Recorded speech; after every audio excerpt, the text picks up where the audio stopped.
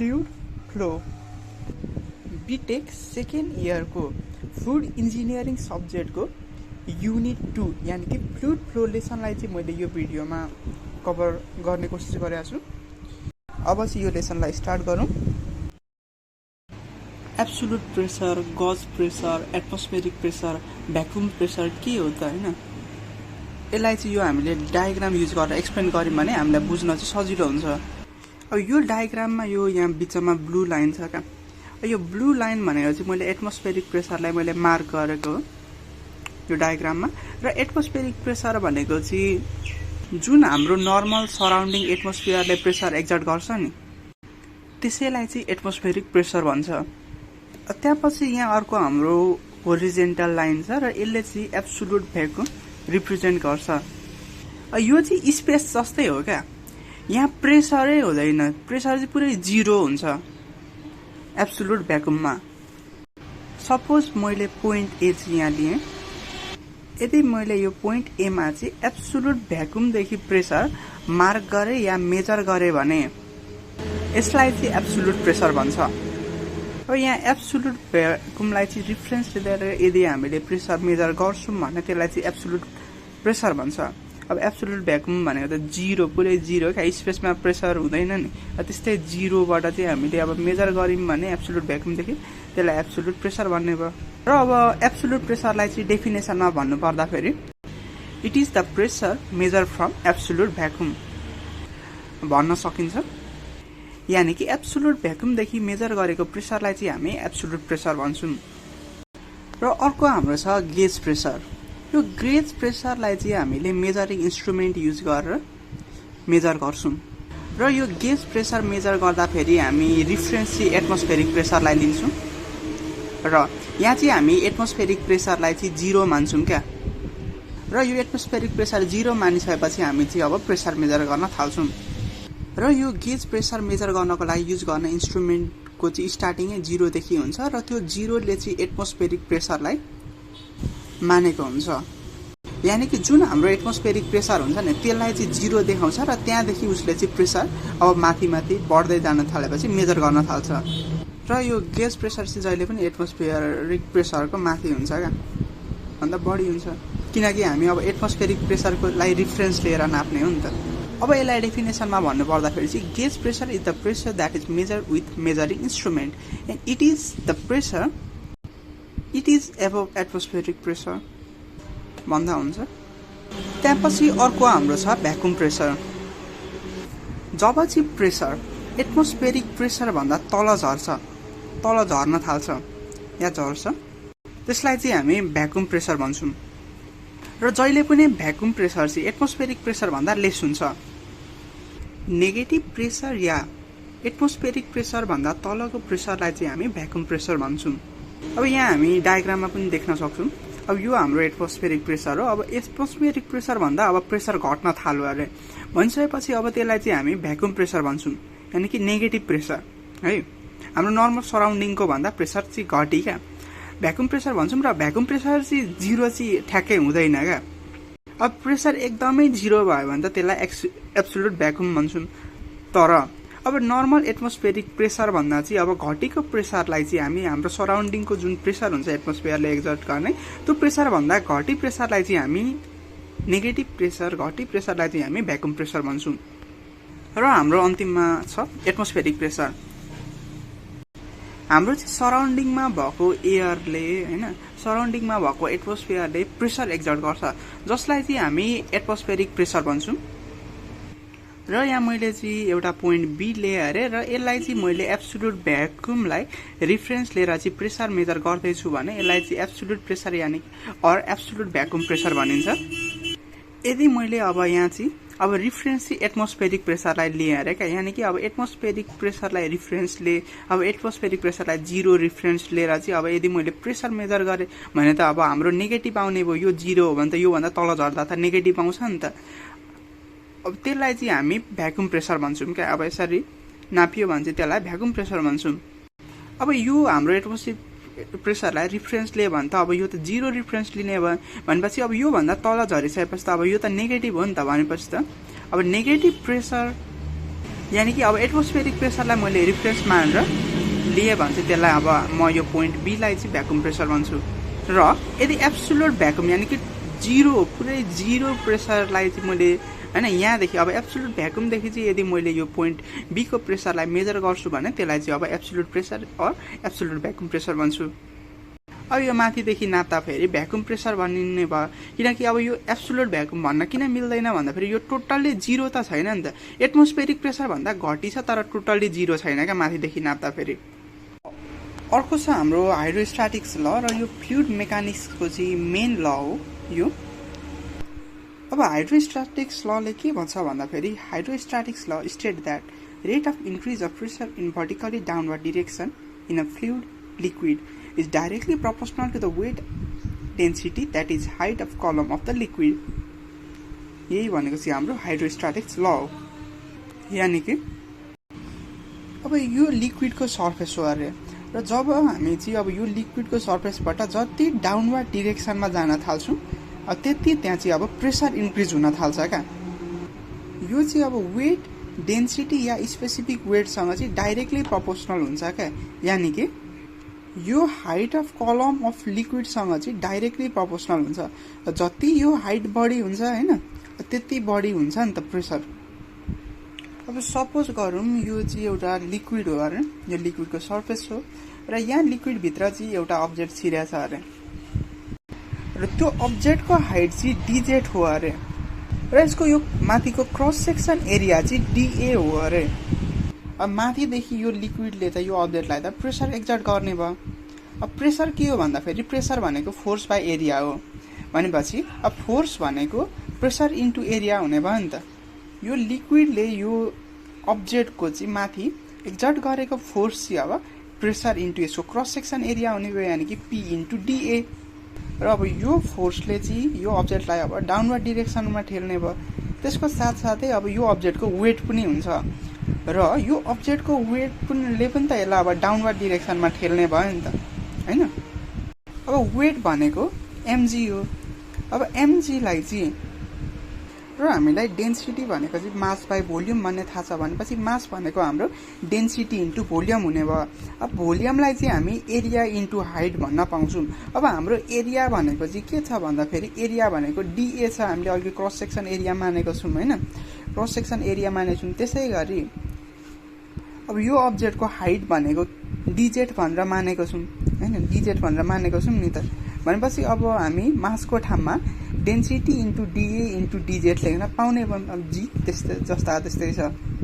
अब जब हामी चाहिँ अझै तल क्या अघि यो सर्फेसमा पी प्रेसर एक्जर्ट गरिरहेको थियो लिक्विडले अब त्योभन्दा तल चाहिँ हामी अब जान्छौँ क्या यो डिजेट हाइट मुनि जान्छौँ त्यतिखेर चाहिँ अब त्यो लिक्विडले झन् बढी प्रेसर एक्जर्ट गर्ने भयो नि त र त्यो प्रेसर चाहिँ अब पी त छँदैछ यहाँसम्मको प्रेसर पी छँदैछ। अब पी प्लस डोपी बाई डोजेट इन्टु डिजेट अब यो प्रेसरसँग चाहिँ हामी अब यसको क्रस सेक्सन एरिया यानी कि डिएसँग मल्टिप्लाई गर्छौँ। अब माथि चाहिँ क्रस सेक्सन एरिया हुन्छ तल पनि त त्यही क्रस सेक्सन एरिया हुन्छ नि त भनिसकेपछि अब यो प्रेसर इन्टु एरिया मल्टिप्लाई गरिसकेपछि तल एक्जर्ट गरेको फोर्स हुने भयो। अब चाहिँ हामी यहाँ इक्विलिब्रियम कन्डिसन एप्लाई गर्छौँ क्या।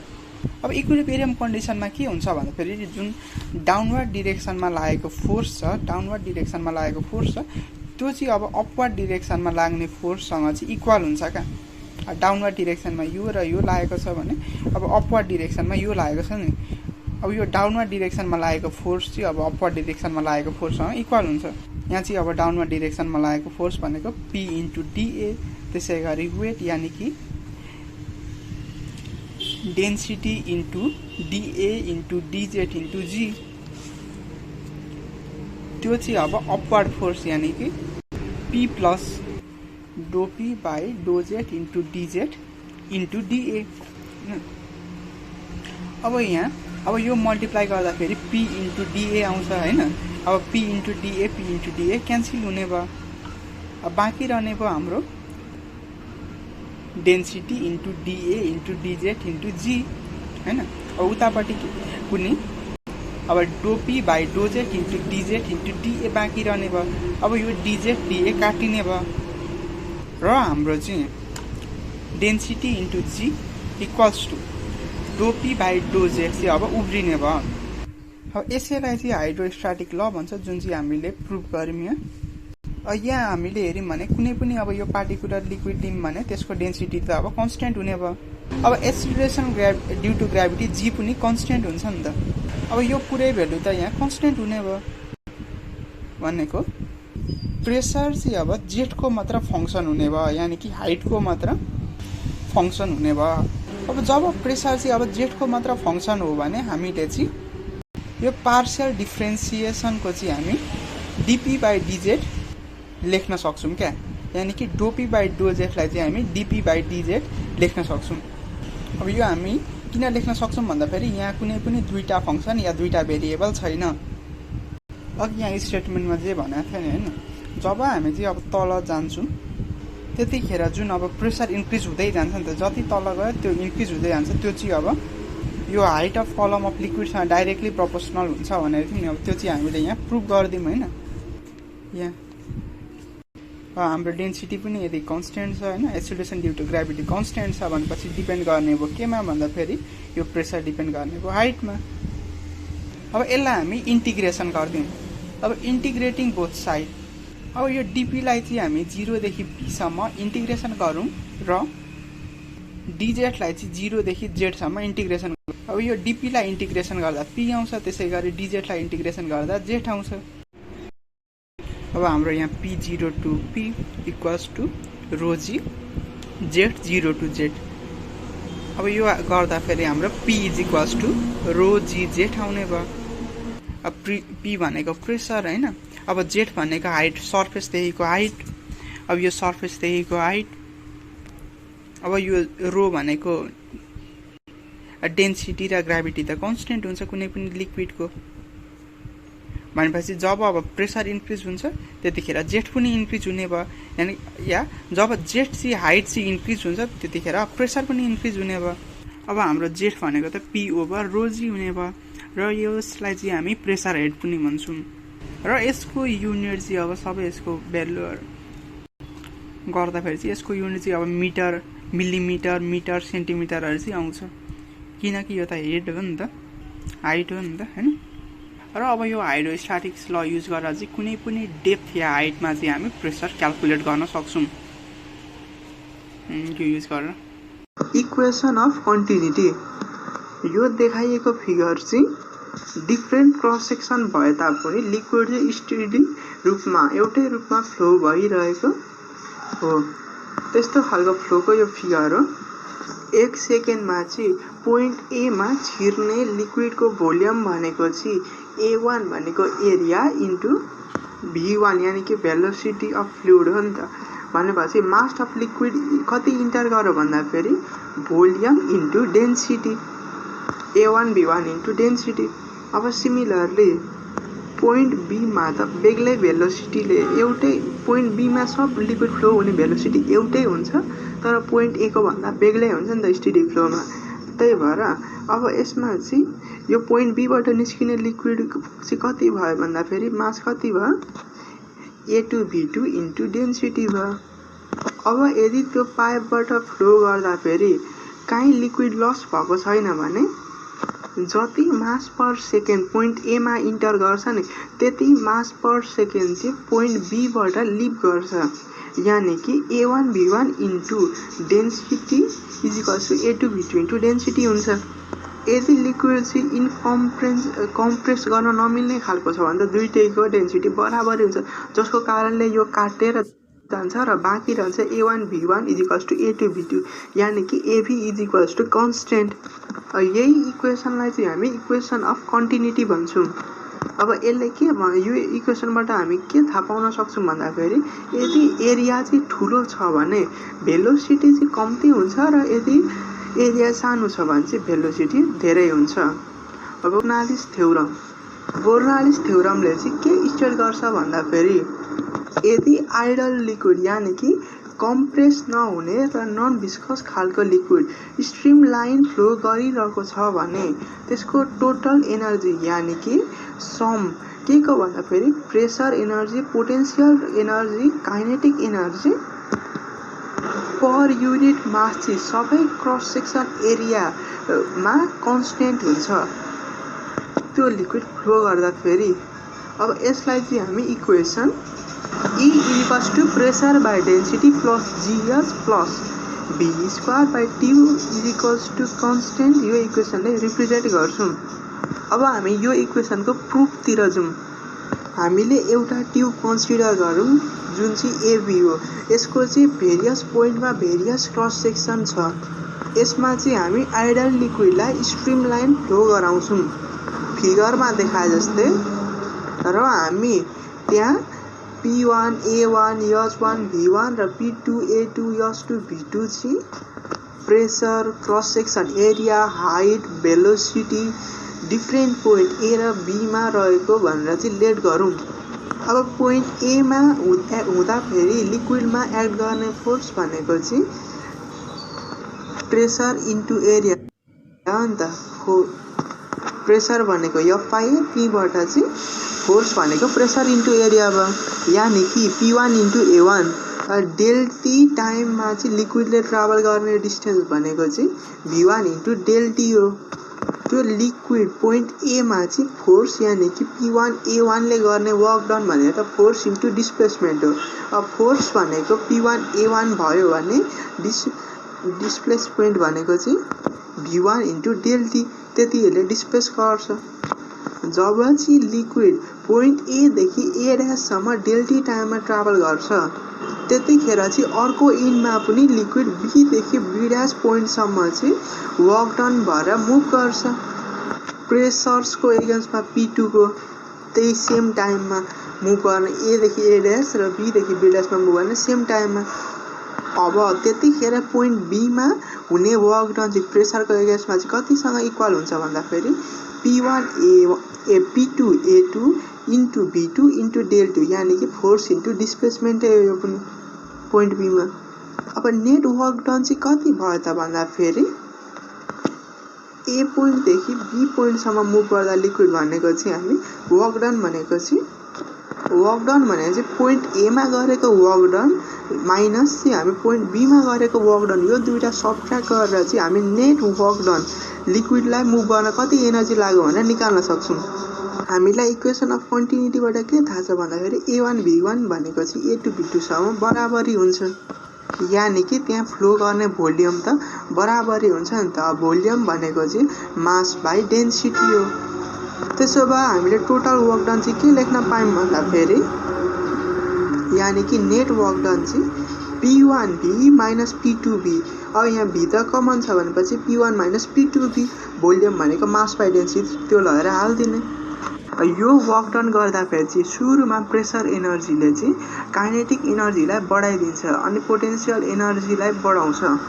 जब चाहिँ फ्लुइड एदेखि बीसम्म जान्छ त्यतिखेर अब यतिखेर पोटेन्सियल एनर्जी कति इन्क्रिज भयो भन्दाखेरि चाहिँ पोटेन्सियल एनर्जीको फर्मुला त mgh हो नि त।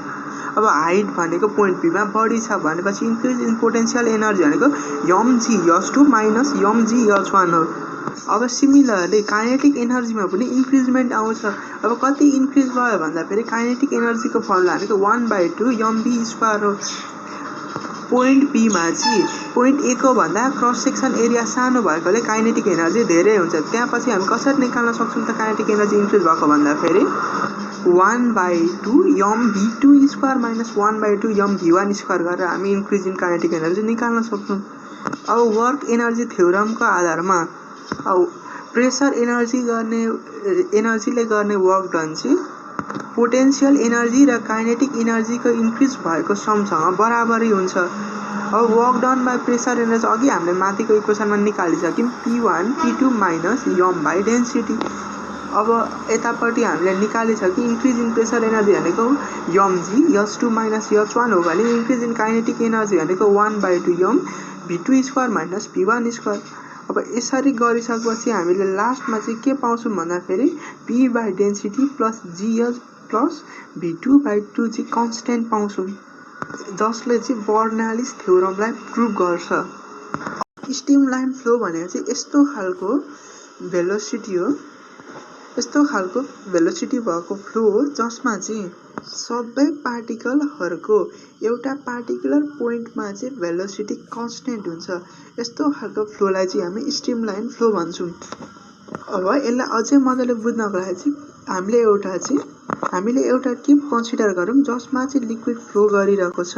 यो तलको फिगरमा देखाए जस्तै यहाँ चाहिँ लिक्विडले फ्लो गर्दा फेरि फलो गर्ने पाथलाई चाहिँ एबिसीले रिप्रेजेन्ट गरौँ, जसमा चाहिँ V1, V2 र V3 चाहिँ पार्टिकुलर पोइन्ट ए, बी र सीमा रहेको भेलोसिटी हो। यदि सबै अब लिक्विडमा फ्लो गर्ने पार्टिकलहरूले चाहिँ पोइन्ट ए, बी र सीमा पास गर्दा फेरि V1, V2 र V3 ले भेलोसिटीले मुभ गर्छ भने यस्तो खालको फ्लोलाई चाहिँ हामी स्ट्रिमलाइन फ्लो भन्छौँ र यो पाथ जुन लिक्विडले फ्लो गर्नको लागि फलो गर्यो यसलाई नै हामी भन्छौँ स्टेडी या स्ट्रिमलाइन। अब ट्युबुलर फ्लोको कुरो गरौँ। जब चाहिँ लिक्विड आफ्नो यसको क्रिटिकल भेलोसिटी भन्दा बढीले मुभ गर्छ या लिक्विडको पार्टिकुलर पोइन्टमा हुनुपर्ने जुन भेलोसिटी हो नि यसमा डिसअर्डर आउँछ भने चाहिँ त्यो भेलोसिटीले मुभ गर्दैन, जतिले मुभ गर्नुपर्छ त्यतिले मुभ गर्दैन नि। यस्तो खालको इरेगुलर फ्लोलाई चाहिँ हामी ट्युबुलर फ्लो भन्छौँ। अब यस्तो खालको ट्युबुलर फ्लोमा चाहिँ पार्टिकल्सको भेलोसिटी चाहिँ कन्टिन्युअसली चेन्ज भइरहन्छ टाइमसँग।